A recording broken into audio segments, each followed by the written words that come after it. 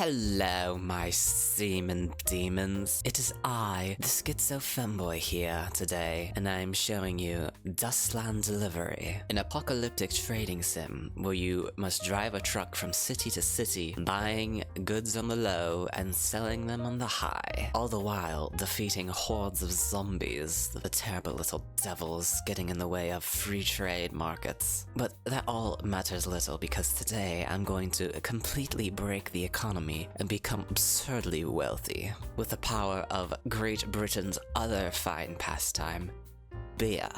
We're going to first start off by starting the game in Seoul. I am not 100% sure if that's how you pronounce it, but that never stopped us before anyway. And the next thing we're going to start with is a salary mode and infection mode, because while we don't really want to pay our people, it is actually considerably cheaper to actually pay them regularly rather than just recruiting them up front. I also have created a custom character, ennobling my virtuous traits here. Very accurate to life. And we are going to start off with the most overpowered truck. See, you get to choose your truck at the start of the game, each having their own load, coal, comfort, power. None of this matters though, as this small little truck, well, I suppose it does matter because this has the fastest speed, power, and speed is everything in this game. You can disregard all the other stats because it's very difficult to increase speed. In fact, the other trucks will probably only have a max speed of around 6 or so. Well, this could potentially go 80 miles per hour, or I suppose kilometers per hour. I'm very British. So the map of Seoul is actually quite a bit different from the other maps. Basically, the lore or something is that the hordes of zombies have taken over the surface, and now humanity resides in these metro tunnels underneath the ground. To start off, we must investigate these little wrecks over here. So we've thoroughly done all the needed side quests over here. Basically, there's some sort of medical center, and we now have these children with us who are potentially test subjects or part of the something. I'm not too sure. I don't really care. I do see that they are quite useful, however. Very smart, virtuous, which is somewhat useful. If you aren't virtuous enough, everyone kind of hates you.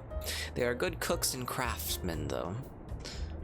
I like how their titles are young boy and young girl. Very interesting. Of course, I have the femboy title, and I'm bisexual, but anyway.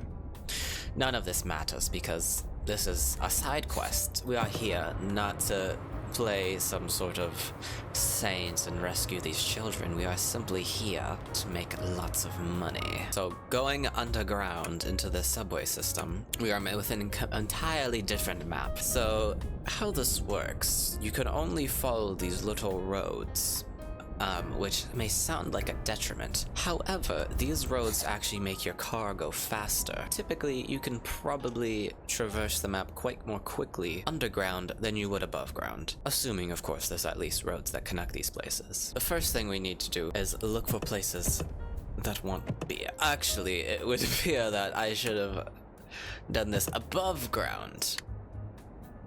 Let's look at the places that want beer above ground. Okay, that's what I thought. There's actually many settlements above ground, despite it being taken over by zombies.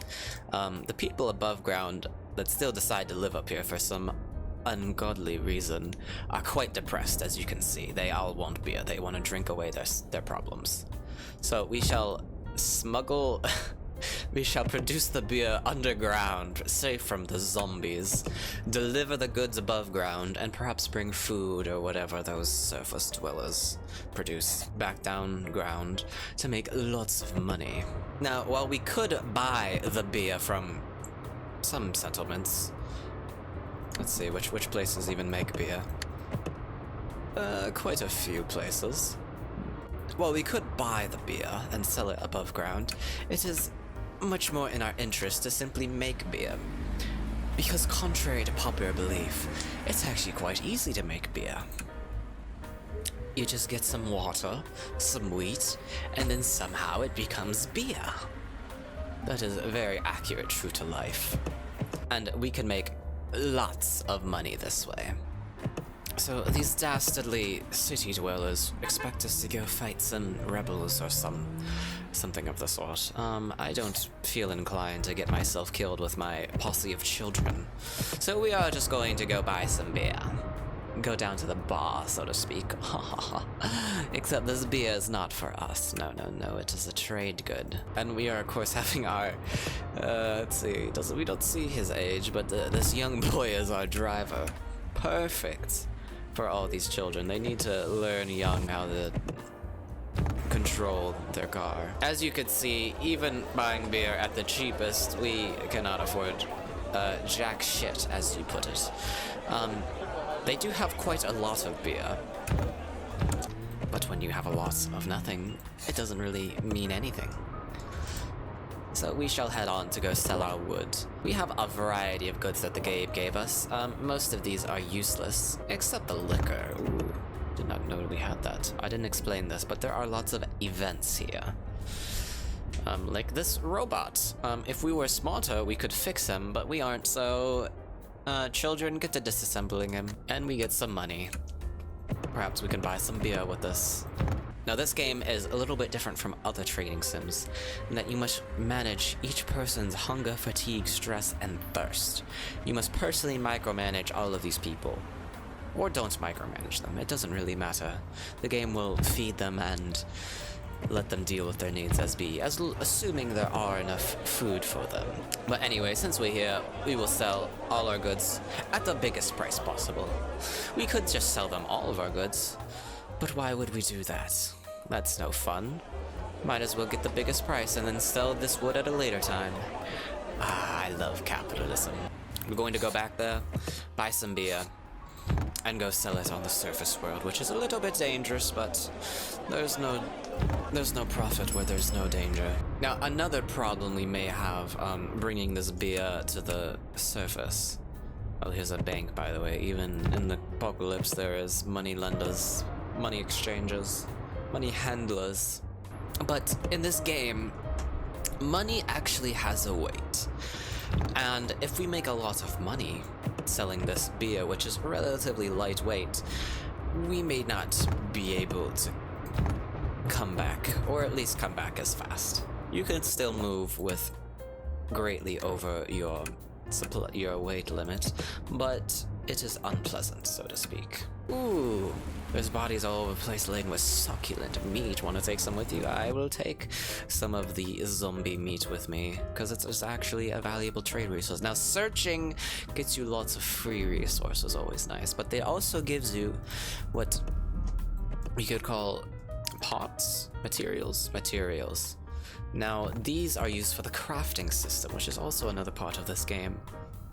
You can make all sorts of funny little things. Make guns with other guns, because as we all know, you can make a bolt-action rifle by combining a pipe, a pistol, and some other knickknacks.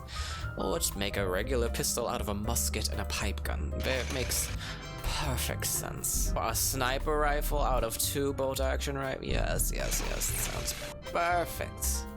Makes perfect sense, perfectly balanced. Another funny little button you get is... Oh, we found some fuel. Oh, that fuel has kind of screwed us, because we are now, half of our entire truck is filled with fuel, so we are now overloaded. This does not sit well, as we will soon be getting more money, but it is okay. Why is it okay? Because I said so. Anyway, here's a funny button you can hit, which just raises your risk meter.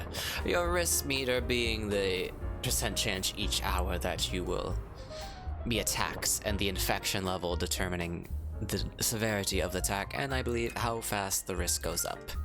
If you are moving, you are not at risk, because zombies cannot outrun a truck, no matter how hard they try. And what a truck we have.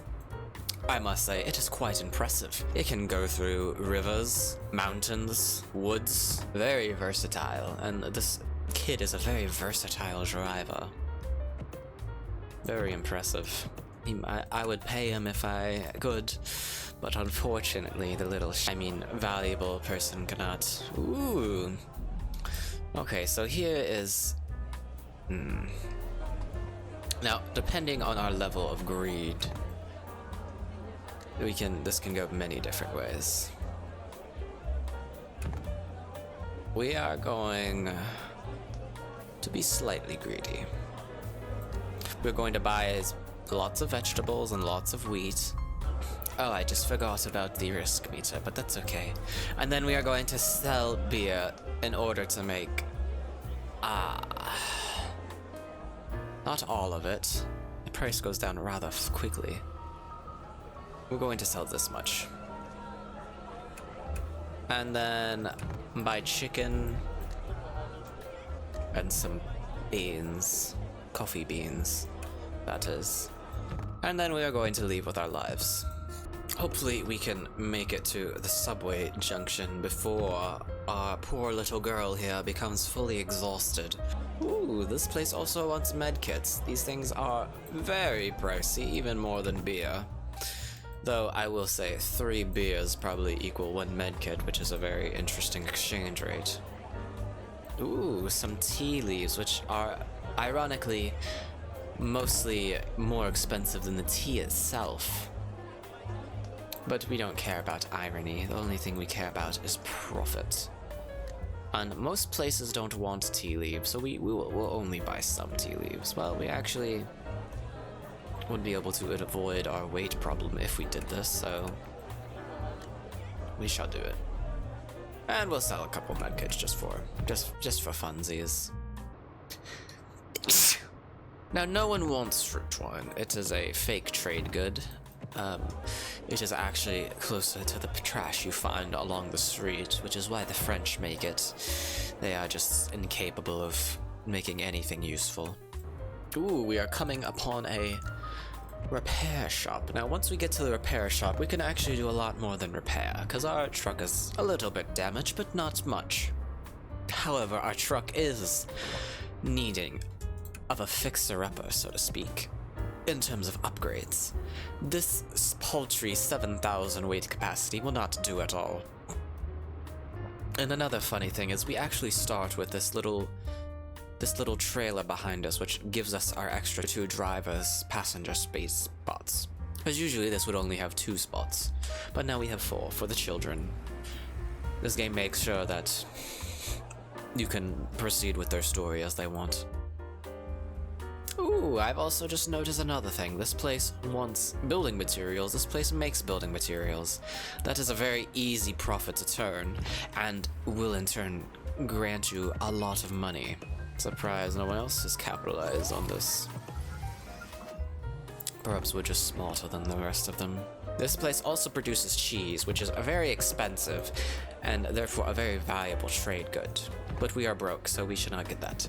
We shall just go get our building materials as planned, get enough money to then upgrade our truck, because I didn't realize that we were too brokey for even one upgrade. Now, another thing I've kind of neglected is stress. See, our poor little children are a little bit stressed out. Now, as the great god of all femboys, I also unfortunately get stressed out. The way to fix this is heading to the bar. See, there's all these people in the bar, and mostly the way to get these people to de-stress me is to quite simply flirt with them. Now, we just have to hope and pray that they're into men. Basically, you just have to go for the women, because if you try to flirt with someone and they are interested in you, they actually stresses you out. So we shall flirt with one of these robots. Are you straight? You are straight. And because we are so incredibly cute, they will always be interested in flirting with us.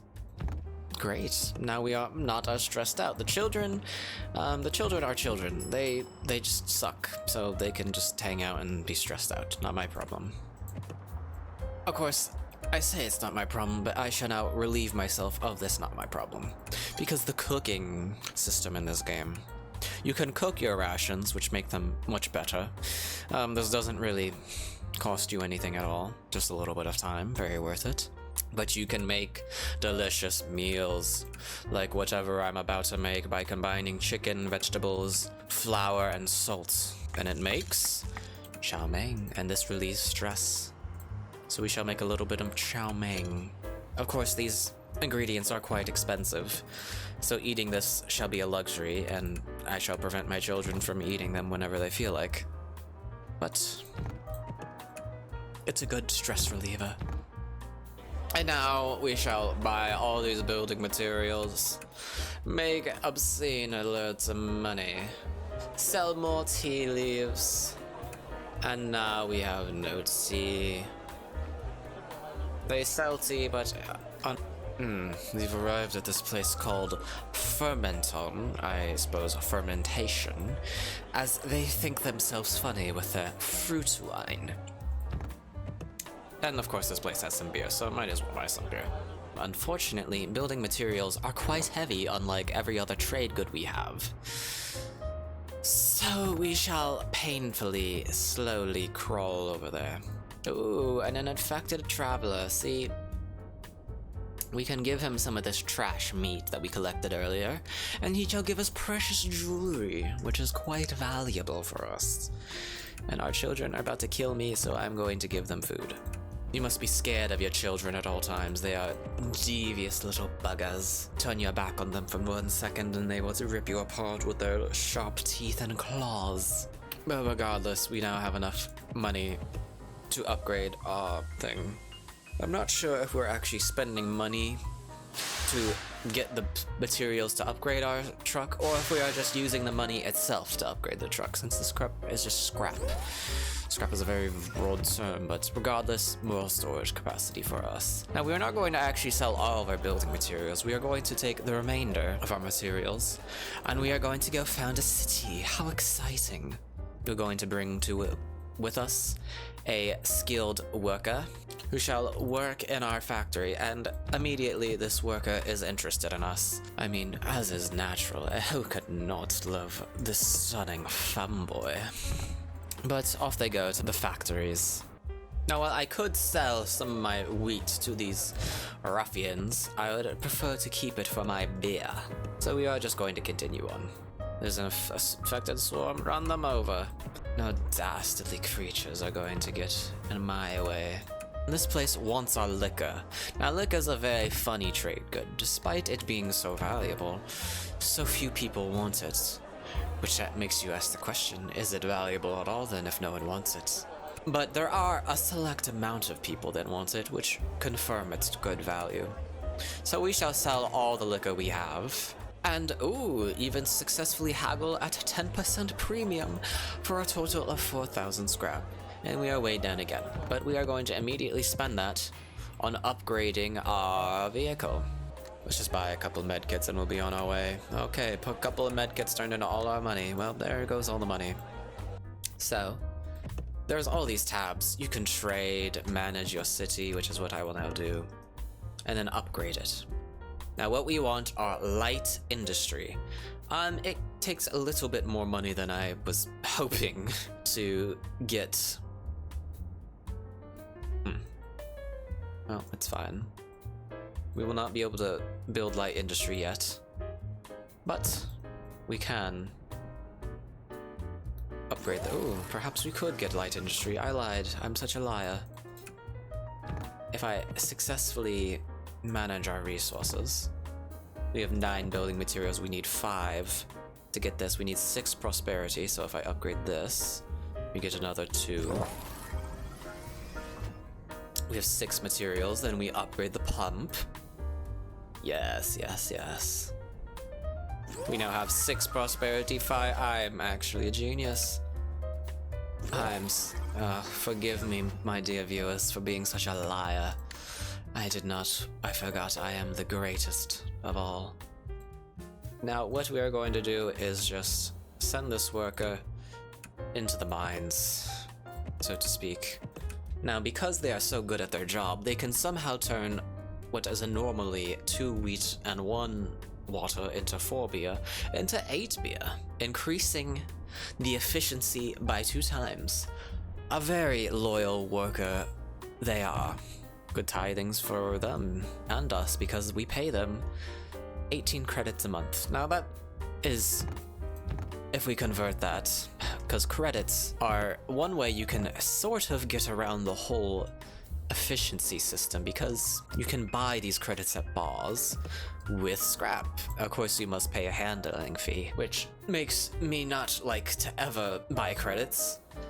I prefer just getting weighed down and then being attacked by zombies and having my game destroyed and everything lost. But this is probably the most efficient system. If we pay them 8 a month, that's...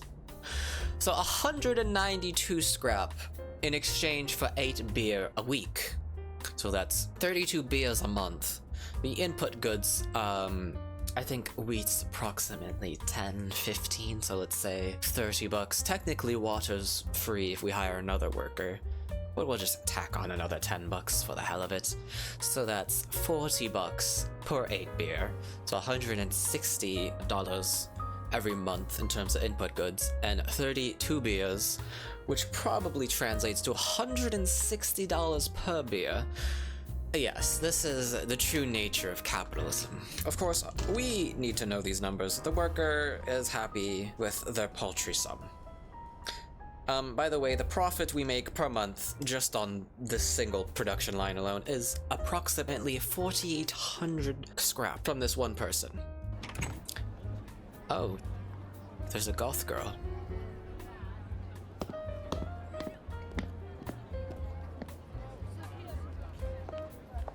I got rejected by the goth girl. I'm crying. Okay, I'm going to leave my children here because I don't want to deal with them anymore. Now, another thing, if we build up our city too much, it will begin to be attacked by bandits, which, as you can see, that's why there's sturdy defenses here. Which, even when we upgrade them, they increase the prosperity, while also not really doing much if we don't have anyone on them, and also not being necessary. But we don't need to worry about such trivial details. All we care about is making our beer. Let's go back to this bar over here and go recruit another worker. See, the light industry, then the first level of it gives us 4 jobs, which is quite a lot, and you can upgrade it further to get another 8 jobs, which is a lot of beer. Soon we're probably going to have a problem of demand, but we don't have that problem right now, so we shall just ignore that fact and just continue on. Now, our goth baddie is not here. We can find them somewhere else. Now, there is a presumably poor cat girl here. They are an animal handler. Very funny considering their current predicament. I'm an animal handler too. But all jokes aside, let's just hire a bunch of workers. Now, it will take at least a couple weeks for us to properly collect on our dividends, but for now we can just continue on our great trade routes. Oh, it would appear that even not at double the amount of skill needed, they are still producing the max amount of beer they could. That's very interesting. What a forgiving game. Unlike some other games I've played. Going to go to the exit, back to the surface. No children in tow, but that's fine. And we are just going to sell our beer that we have. Not too much beer, but it shall still nest a tidy profit. And I'm going to flirt with people while I'm here so I can survive the stress. In fact, poor animal handler, I'm flirting with you. Now, which of these people look gay? I think this guy may actually be gay. Let's see if that's true. It is true! He may look scary, but he's just a gay, so therefore can be ignored safely. Now, I don't know who of these other people are gay. Like, is this guy a gay? I don't know. He looks kind of weird. He kind of looks like an autist, but let's see. He is not gay. Sad. Some spices. Those are very useful, but however, they are not on our regular trade route. I suppose we shall just go get more tea. Uh-oh. Uh-oh.